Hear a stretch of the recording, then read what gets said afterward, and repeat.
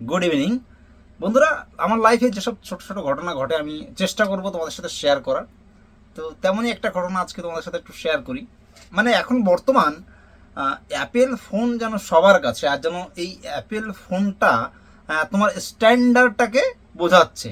আহ, যেন এখন সবাই বড় লোক, আর ওই বড় লোকটা বোঝানোর জন্য তোমার কাছে একটা অ্যাপেল ফোন জরুরি, এবং সেটা হবে নিউ ভার্সনের, মানে নতুন যে মডেলটা বেরিয়েছে সেই মডেলেরই। তাহলে যেন সমাজের সবাই তোমাকে মর্যাদা দেবে, বা তুমি যেন একটা বড় লোক বা একটা স্ট্যান্ডার্ড ক্যাটাগরিতে নিজেকে রাখতে পারবে। এখন কার কাছে আছে কি না আছে সেটা আমার কোনো সমস্যা নেই। তো আমি একটু বলছি তোমাদেরকে।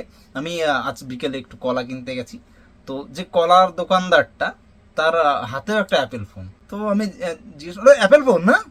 হ্যাঁ, বলে হ্যাঁ অ্যাপেল ফোন। তো আমি, মানে আমাকে দেখে আমি জিজ্ঞেস করলাম কলার দাম কত। বললো যে 60 টাকা। আমি বললাম, এত ছোট ছোট কলা 50 টাকায় হবে না? তো বললো না হবে না, 60 টাকায় দিতে হবে। তো আমাকে দেখে মোবাইলটা পকেটে ঢুকালো। তো আমি জিজ্ঞেস করলাম, আচ্ছা আচ্ছা ওটা কোন ভার্সন? তো বললো যে 16 না, 1 লাখ টাকা দাম ওটা।